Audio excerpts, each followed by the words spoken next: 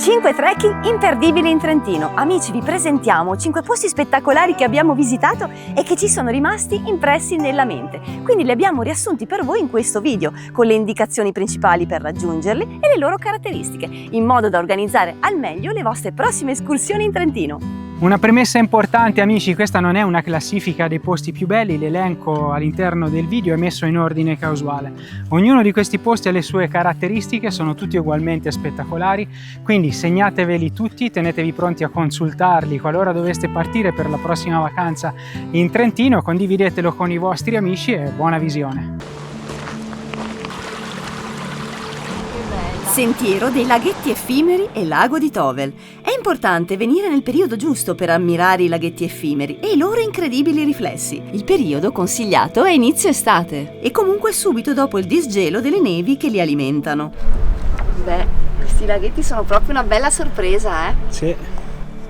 Questi allegri e giocosi bacini d'acqua appaiono e scompaiono a volte, così ricchi d'acqua che invadono il sentiero. Amano stupire chi li osserva con riflessi e colori che sembrano usciti da una fiaba fantasy. No, cioè devi guardare, perché guarda che colore che c'ha. Fanno capolino ad ogni angolo, a volte grandi e placidi, a volte a forma di torrente, tutti collegati tra loro, fino a tornare ad immergersi tra le rocce del sottosuolo.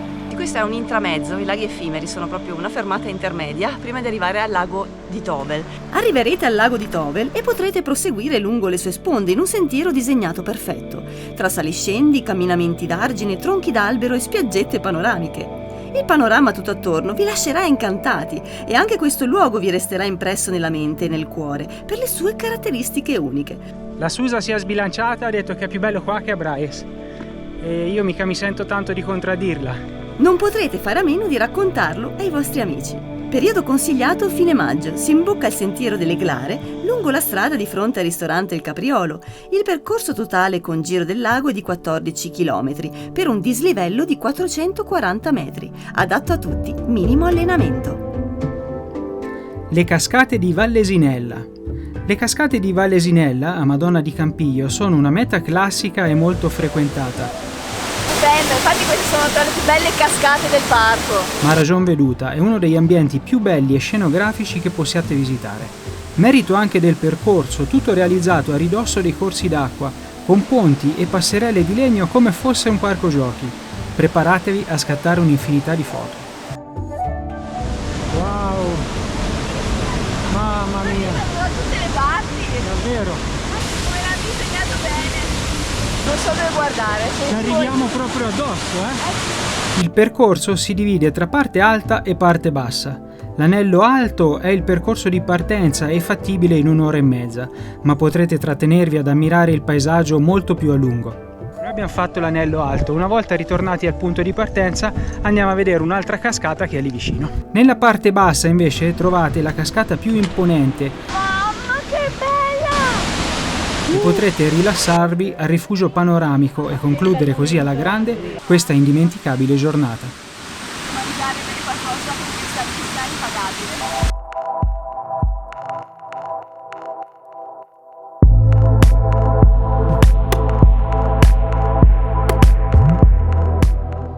E adesso una valle indimenticabile, la Val di Fumo. La Val di Fumo all'interno del parco Adamello Brenta offre una passeggiata semplice immersa in una natura tra le più incontaminate del Trentino. La Val di Fumo è una valle di origine glaciale e siamo circondati dalle bellissime cime dell'Adamello. La porta d'ingresso alla Val di Fumo è la Val d'Aone e le due valli complessivamente si estendono per 24 km. Possiamo dire 24 km di pura bellezza, sì. Un'autentica oasi. È conosciuta anche come la Piccola Canada per la pianeggiante vallata incisa dal fiume Chiese, un largo e frastagliato corso d'acqua che la percorre da monte fino a valle. Si parte dalla diga di Malgabissina, dove troviamo un comodo parcheggio e un'area sosta per camper, e ci immergiamo nella lussureggiante valle.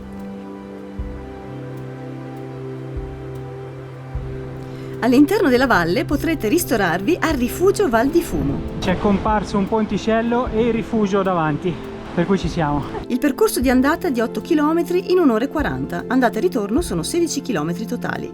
Presenza di cavalli allo stato brado e possibilità di incontrare fauna selvatica lungo il percorso. È segnalata anche la presenza di orsi.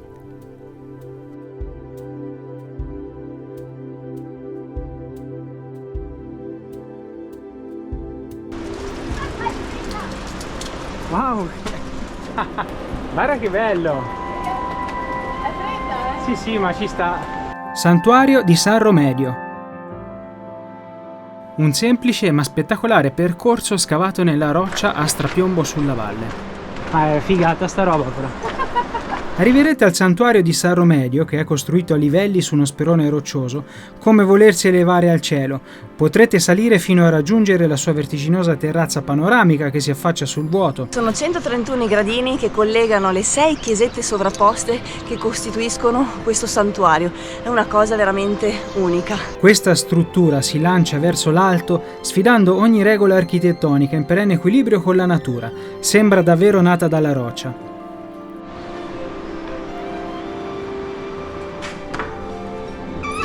Questo posto vi resterà impresso nella mente e se sarete fortunati potrete vedere Bruno e conoscere la sua toccante storia. Guarda che meraviglia, Andri. È grande, eh? È grandissimo. Periodo consigliato, primavera, estate e anche autunno. Si parte da San Zeno al Museo Retico, la durata è di circa 2 ore e 30 andata e ritorno. Dislivello 190 metri, quindi è un percorso adatto a tutti.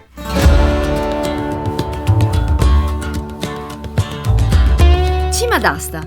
Questo sentiero vi farà sentire dei veri trekker. Si parte bassi all'interno di un bosco lussureggiante, tra larici, massi granitici e rivoli d'acqua.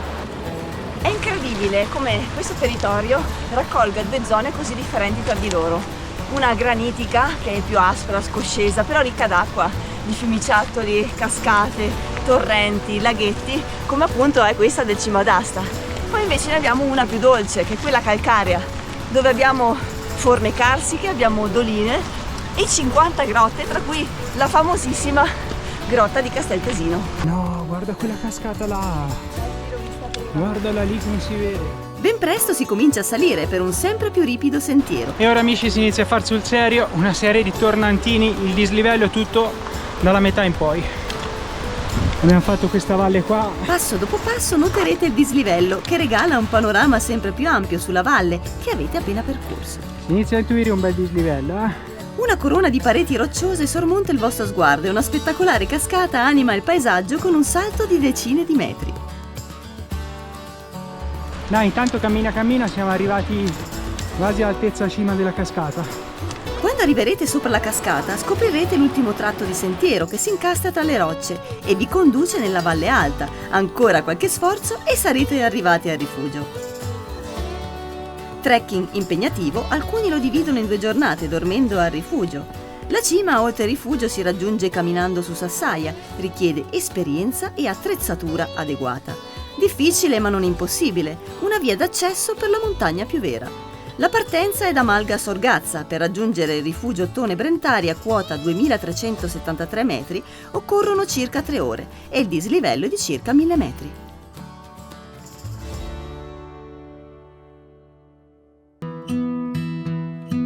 Lago Erdemolo.